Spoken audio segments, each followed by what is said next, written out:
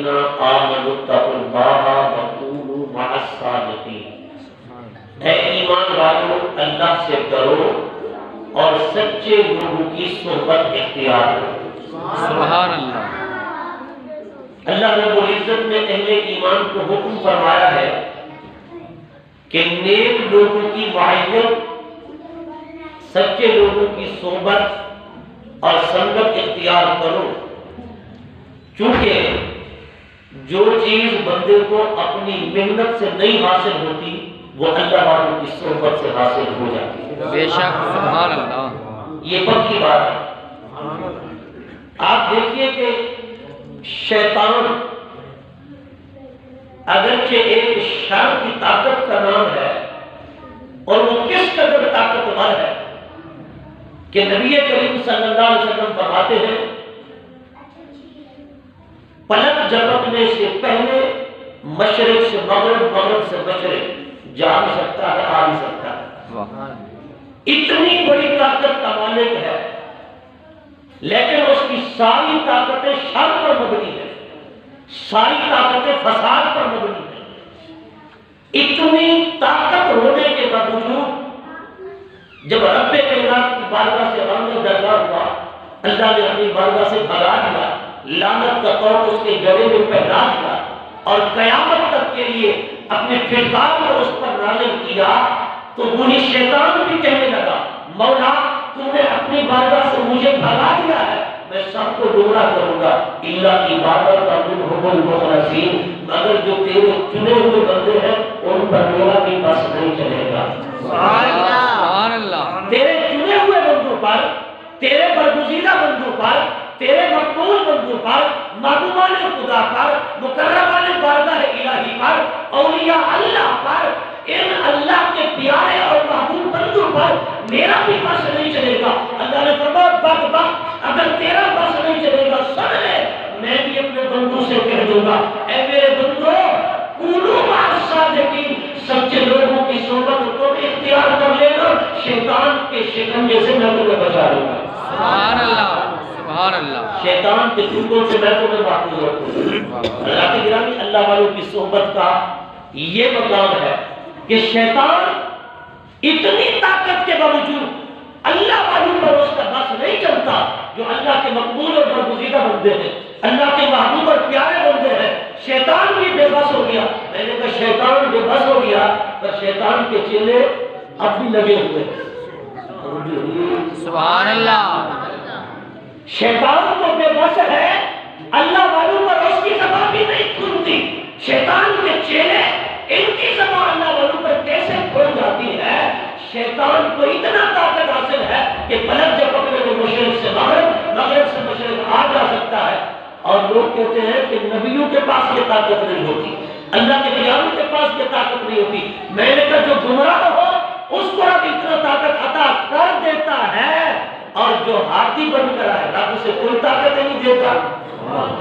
سبحان اللہ۔ حضور غزالی زمان راضی دورہ زیغم اسلام علامہ سید احمد سعید شاہ صاحب قاسمی رحمت اللہ تعالی علیہ فرمایا کرتے تھے یہ کیسی بات ہے کہ ایک گمراہ ہو، گمراہ گل ہو، رب تو اسے اتنا طاقت عطا کرتے کہ مشرق سے مغرب، مغرب سے مشرق آ جا سکے، لیکن جس کو رب نے ہادی کل بنا کے بھیجا، ہادی عالم بنا کے بھیجا، ہادی کائنات بنا کے بھیجا، کہ رب نے اسے کوئی طاقت نہیں عطا فرمائی۔ فرمایا جو گمراہ کو اتنا طاقت دے سکتا ہے، ہمارا ایمان ہے، ہمارا عقیدہ ہے، وہ ہادی عالم کو اس سے بڑھ کر طاقت عطا کرتا ہے۔ نعرہ تکبیر، نعرہ رسالت، نعرہ خلافت، نعرہ حیدری، شان اولیاء۔ اور حضور کے فیضان سے اللہ والوں کو بھی یہ طاقت حاصل ہے، اللہ والے بھی یہ پاور رکھتے ہیں۔ حضور غوث پاک رضی اللہ تعالیٰ عنہ، آپ کی 11ویں شریف بڑی مقبول اور مستجاب عمل ہے۔ بڑے بڑے بزرگان دین نے، اولیاء نے، صلحاء نے، صوفیاء نے 11ویں شریف کے عمل کو اپنایا۔ یہ مجرد عمل ہے، اور وہ فرماتے ہیں کہ اگر کوئی بندہ چاہتا ہے نا میرا فلاں کام ہو جائے، میں اس تمنا اور آرزو کے اندر کامیاب پاک کی 11ویں منا کر تو دیکھیں. سبحان اللہ. حضور غوث پاک کی 11ویں منائے تو صحیح، ورنہ اس کی وہ تمنا کیسے پوری نہیں ہوتی ہے. حضور غوث پاک کے خاندان کے آپ کے کنبے کے بزرگ تھے، یعنی قادری سلسلہ سے تعلق رکھتے ہوئے حسن حسین سید تھے. ایک دریا کے کنارے وہ عبادت و ریاضت کے اندر مصروف تھے. تو ایک قافلہ آیا جس کے اندر بچے بھی تھے، بوڑھے بھی تھے، عورتیں بھی تھیں، مرد بھی تھے. وہ دریا کے کنارے بیٹھ گئے. سارا دن گزر گیا لیکن وہ وہیں پر بیٹھے ہیں. جب شام ہوئی، مغرب کا وقت آیا، وہ بزرگ چلے گئے، ان کے پاس پوچھا، ہاں بابا کہاں جانا چاہتے ہو؟ سارا دن تمہیں یہاں گزر گیا اور تم یہاں دریا کے کنارے بے سر و ساما بیٹھے ہو، کہاں کا ارادہ ہے، کہاں جانا چاہتے ہو؟ انہوں نے کہا ہمارا مندر ہے دریا کے پاس، ہم نے کرنی ہے اس کی پوجا پاٹ، لہٰذا ہم کشتی کے انتظار میں تھے، کشتی نہیں آئی، اس وجہ سے ہمیں یہاں شام ہو گئی، ہم پار جانا چاہتے تھے، اس کی پوجا پاٹ کرنا چاہتے تھے. آپ نے فرمایا اچھا تمہارا مندر دریا کے پار ہے؟ انہوں نے کہا بالکل دریا کے پار ہے. آپ نے فرمایا اچھا اگر وہ مندر یہاں آ جائے تو پوجا کر لو گے؟ سبحان اللہ. اگر وہ مندر تمہارا یہاں آ جائے پوجا کر لو گے؟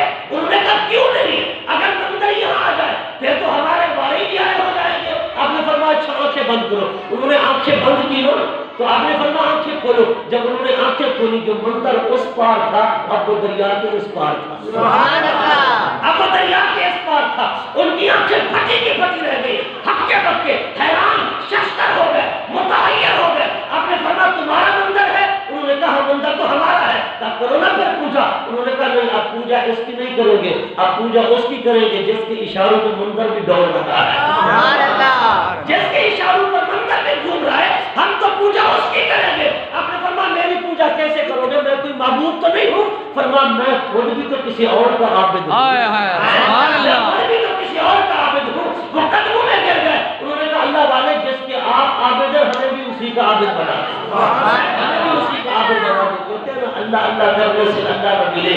یہ اللہ والے ہیں جو اللہ سے ملا دیتے ہیں. حضور غوث پاک کی پھوپھی جان تھی جن کا نام تھا حضرت سیدہ عائشہ رضی اللہ تعالیٰ عنہ. کچھ لوگ آئے آپ کی خدمت میں کہنے لگے کہ بارش نہیں آ رہی، کاٹ سالی ہے، آپ دعا کر دیں اللہ بارش عطا فرما دے، کاٹ سالی ختم ہو جائے.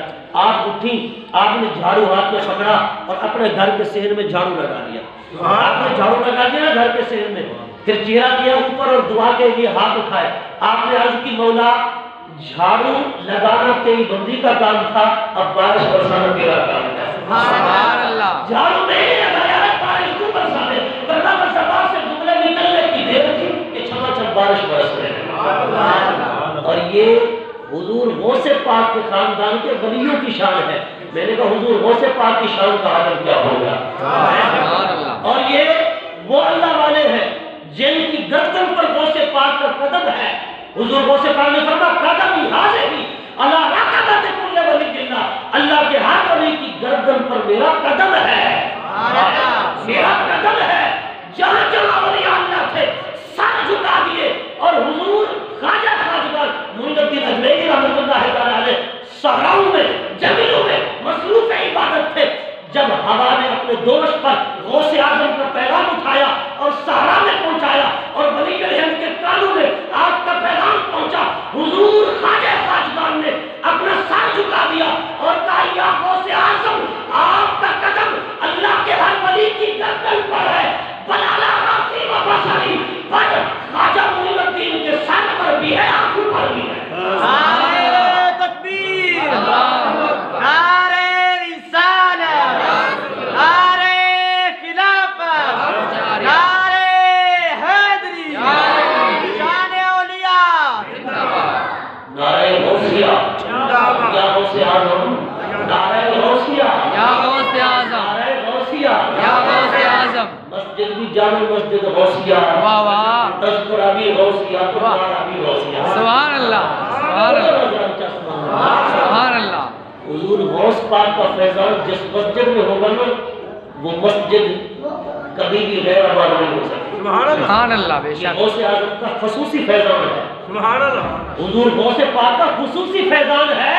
جس مسجد کا نام غوثیہ ہوگا وہ مسجد یا قادریہ ہوگا وہ مسجد کبھی غیر آباد نہیں ہوگی، اس لیے کہ حضور غوث پاک کی خصوصی نظر رکھی. سبحان اللہ. خصوصی نظر ہوتی ہے۔ اللہ تو گرامی حضور غوث پاک رضی اللہ تعالیٰ عنہ نے قدمی حاضر علی رقبۃ کل ولی اللہ فرمایا تو اللہ کے ولیوں نے گردن جھکا دی۔ اور حضور معین الدین اجمیری رضی اللہ تعالیٰ عنہ نے فرمایا کہ میرے سر اور آنکھوں پر بھی آپ کا قدم پاک ہے۔ تو اللہ پاک کیا فرماتا ہے؟ یا ایھا الذین آمنوا اتقوا اللہ، ایمان والو اللہ سے ڈرو، وکونوا مع الصادقین، اور سچوں کی صحبت اختیار کرو، اچھے لوگوں کی صحبت میں بیٹھو۔ صحبت صالح کنا صالح کنت، صحبت طالع کنا طالع کنت۔ اچھے لوگوں کی صحبت میں بیٹھے گا تجھے اچھا بنا دے گی، برے لوگوں کی صحبت میں بیٹھے گا تجھے برا بنا دے گی۔ اور اچھے لوگوں کی صحبت کا عالم تو یہ ہے کہ حضرت مولانا روم رحمۃ اللہ تعالیٰ علیہ فرماتے ہیں نیک بندوں کی صحبت میں بیٹھو گے تو پھر یک زمانہ صحبت با اولیاء بہتر از 100 سالہ عبادت بیریا۔ فرما 100 سال کی بیریا عبادت ایک طرف، اللہ کے ولی کی صحبت میں ایک لمحہ بیٹھنا ایک طرف۔ سبحان اللہ، بے شک۔ میں اس کا ثواب پھر بھی بڑھ کر ہے، اس کی شان پھر بھی بڑھ کر ہے، اس کا مقام پھر بھی بڑھ کر ہے۔ حضور حضرت مولانا روم رحمۃ اللہ تعالیٰ علیہ فرماتے ہیں نا بڑا عالم تو تھا، سارا دن فتوے لکھنے سے فرمایا کہ فراغت نہیں ملتی تھی، پڑھنے پڑھانے سے فراغت نہیں ملتی تھی۔ اتنے کثرت سے طلباء ہوتے تھے کہ بیٹھے ہوتے تو سبق پڑھاتے رہتے اور سواری پر چلتے رہتے، جب تک سواری آپ کی درسگاہ اور خانقاہ سے باہر نہیں نکلتی تھی دائیں بائیں تلامذہ کا جمع غفیر، شاگردوں کا جمع غفیر، ان کو سبق پڑھاتے جاتے تھے۔ سبحان اللہ۔ یہ ہے ہمارے بزرگ۔ ہم نے تو آج بس اسے بزرگ سمجھ رکھا ہے جو ٹوڈی نشین ہو جائے، اور بزرگ مسلح نشین ہوتے تھے۔ بزرگ جو ہے جو درسگاہوں میں پڑھاتے تھے۔ حضور غوث پاک کی گیاری کھاتے ہو، غوث پاک فرماتے ہیں درخت العلم حتی سے تو کوتمن، فرما میری کتبیت کی ابتدا پڑھنے پڑھانے سے ہوئی۔ جب پڑھنا پڑھانا عروج کو پہنچا، کمال کو پہنچا، میں نے دیکھا تو وقت کا کتب بھی بن چکا تھا، وقت کا کتب بھی بن چکا تھا۔ حضور غوث پاک رضی اللہ تعالیٰ عنہ علم کی شان، مولانا روم فرماتے ہیں سارا دن پڑھنے پڑھانے سے فراغت نہیں ہوتی تھی، فتوے لکھنے سے فراغت نہیں ہوتی تھی، کتابیں لکھنے سے فراغت نہیں ہوتی تھی، ظاہری علم میں ڈوبا ہوا تھا۔ جب اللہ والے کی صحبت ملی تو پھر کیا فرمایا؟ 100 کتابوں 100 ورق درندار کن آتش نمرود را گلزار۔ جب حضرت شاہ شمس تبریز رحمت اللہ تعالیٰ علیہ کی صحبت لگی، اور یہ بھی میں بات واضح کرتا جاؤں، شاہ شمس تبریز جو مولانا روم رحمت اللہ تعالیٰ علیہ جو مسلمی شریف والے ہیں، ان کے جو پیر ہیں ان کا مزار شریف ترکی کے اندر ہے، اور عام لوگ سمجھتے ہیں یہ جو ملتان کے اندر ہے شاہ شمس سبز والی، یہ تو مسلکاً بھی اہل تشیع ہے، یہ تو سنی ہی نہیں ہے، اور غالی قسم کے شیعہ اسماعیلی فرقے سے تعلق رکھتے ہیں۔ ہمارے سیدھے سادے بھولے بھالے سنی مسلمان جب جاتے ہیں نا حضرت بہاؤالدین زکریا کے مزار پر، حضرت شاہ رخ عالم کے مزار پر، غزالی زمان کے مزار پر، تو کہتے ہیں جی شاہ شمس بھی حاضری دیتے چلے۔ وہ حاضری دینے کسی اللہ والے کے پاس جا، غزالی زمان کے پاس جانے کے بعد کیا گنجائش نہیں ہے سبحان اللہ کہ تو شاہ شمس کے پاس جائے جس کا عقیدہ بھی ٹھیک نہیں، جس کا مسلک بھی ٹھیک نہیں، جو غالی قسم کا شیعہ ہے، اور تو اس کے مزار پر حاضری دینے کے لیے کیا کرتا ہے؟ میں نے کہا بہاؤالدین زکریا سے جو فیض لے کر گیا تھا وہ بھی برباد ہو گیا، جو غزالی زمان سے فیض لے کر گیا وہ بھی برباد ہو گیا۔ یہ غالی قسم کے شیعہ ہیں، یہ مولانا روم سے ان کا کوئی تعلق نہیں۔ مولانا روم کے پیر کا مزار وہ شاہ شمس تبریز ہے، ان کا مزار انوار ترکی میں ہے۔ آپ فرماتے ہیں نا مولوی ہرگز رشد مولا روم تا غلام شمس تبریزی رشد۔ سبحان اللہ۔ جب مولانا روم رحمت اللہ تعالیٰ علیہ کو صحبت ملی نا تو پھر کیا فرمایا؟ 100 کتابوں 100 ورق درندار کن آتش نمرود را گلزار کن۔ حضرت خواجہ صاحب فرماتے ہیں نا ٹھکر کنز قدوری میں ظاہری علم اور ہے باطنی علم اور ہے، لیکن ظاہری علم اور باطنی علم دونوں کا آپس میں جوڑ ہے، دونوں کا آپس میں کیا ہے؟ جوڑ ہے، تعلق ہے۔ اللہ تعالیٰ اچھے لوگوں کی صحبت اختیار کریں گے تو انشاءاللہ اچھے بن جائیں گے۔ یہ اللہ والے وہ ہیں جن کو رب نے اچھا فرمایا ہے، جن کو رب نے نیک فرمایا ہے، جن کو رب نے سچا فرمایا ہے۔ ان کی صحبت میں بیٹھیں گے، ان کی صحبت میں آئیں گے، ان کے تذکرے کرنا بھی ثواب کا باعث ہے، گناہوں کا کفارہ ہے۔ ذکر الانبیاء من العبادت و ذکر الصالحین کفارہ۔ نبیوں کا ذکر کرو تو نماز جیسا ثواب ملتا ہے۔ ذکر الانبیاء من العبادت، بلکہ نبی پاک کا ذکر تو وہ ہے اصل اصول بندگی استاد ورتی ہے، نماز سے بڑا فرض میرے آقا کی تعظیم و توقیر، میرے آقا کی عزت و نموز، میرے آقا کی ختم نبوت، روزے سے بڑا فرض، حج سے بڑا فرض، زکات سے بڑا فرض، کیونکہ رب خود فرماتا ہے وَتُعَزِّرُوهُ وَتُوَقِّرُوهُ وَتُسَبِّحُوهُ بُكْرَةً وَأَصِيلًا۔ نماز بعد میں ہے، تعظیم مصطفیٰ پہلے۔ بے شک جو سرکار نے حضرت علی کی گود میں سر رکھا تھا نا، اچھا سر کس ٹائم رکھا؟ آخری جملے میں توجہ کرنا، کس ٹائم سر رکھا تھا؟ عصر کے بعد کے ٹائم، ایسا قبلہ عصر کے بعد کے ٹائم۔ حیران ہیں ہم کہ جو آقا راتوں کو کم سوتے ہیں، راتوں کو کم سوتے ہیں، اگر زیادہ نمازیں پڑھیں، لمبے قیام کریں، رب فرماتا ہے یا ایھا المزمل قم اللیل الا قلیلا او انقص منہ، ہے محبوب نماز کم کر، آدھی رات کر، آدھی رات سے کم یا ایک سے بھی کم۔ ساری ساری رات نمازیں پڑھتا ہے، جاگتا ہے، محبوب تیرا جاگنا، تکلیف اٹھانا خدا کو برداشت نہیں ہے۔ میں نے کہا محبوب راتوں کو کم جاگتے ہیں، زیادہ جاگتے ہیں، کم سوتے ہیں۔ جو راتوں کو کم سوتے ہیں، راتوں کو کم سوتے ہیں، وہ عصر کے بعد کیسے سو گئے؟ سبحان اللہ۔ نہیں سمجھے بات ہے؟ وہ بزرگ تو فرماتے ہیں نا، بوڑھے بزرگ فرماتے ہیں عصر کے بعد نہ سویا کرو، ہیں نحوست کی علامت ہے ایسا کہ نہیں ہے؟ آج نبی پاک عصر کے بعد کیوں سو گئے؟ وہ سوئے نہیں تھے، کسی کا امتحان تھا، سبحان اللہ۔ کسی کا امتحان تھا، وہ امتحان تھا عشق علی کا، علی کے عشق کا امتحان تھا۔ آج دیکھنا یہ ہے علی دیدار خدا کو ترجیح دے، دیدار مصطفیٰ کو ترجیح دیتا ہے، یہ عبادت خدا کو ترجیح دیتا ہے۔ علی کی گود میں نبی پاک نے سر رکھا عصر کے بعد، ایسے آنکھیں بند کر لی، دیکھتے یہ ہیں علی عبادت کا بھی عاشق ہے، پر چہرہ مصطفیٰ کا تو ایسا عاشق ہے، جب پیدا ہوا تب تک آنکھ نہیں کھولی، جب تک چہرہ پر روح نہیں دیکھا۔ اب دیکھتے ہیں علی چہرہ مصطفیٰ کے دیدار کو ترجیح دیتا ہے، یہ عبادت ہے خدا کو۔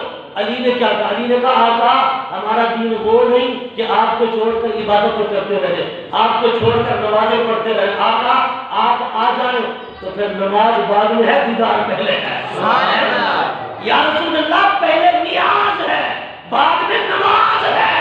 علی نے نماز عصر مصطفیٰ پر قربان کر دی، اب قربان کی نا، حضور نے یہ نہ فرمایا کوئی بندہ نبی کی تعظیم کے لیے نماز قضا کرے تو پھر اس کی نماز قضا ہی ہونا۔ حضور نے سورج کو واپس موڑ کے دکھا دیا کہ میری خاطر نماز چھوڑو گے تو پھر شان یہ ملے گی، سبحان اللہ، میری تعظیم کی خاطر۔ رب بھی فرماتا ہے صحابہ قرآن پڑھتے تھے نا کہ تعظیم مصطفیٰ پہلے، عبادت خدا بعد میں۔ حضرات گرامی دعا کرتے ہیں پروردگار حضور کی سچی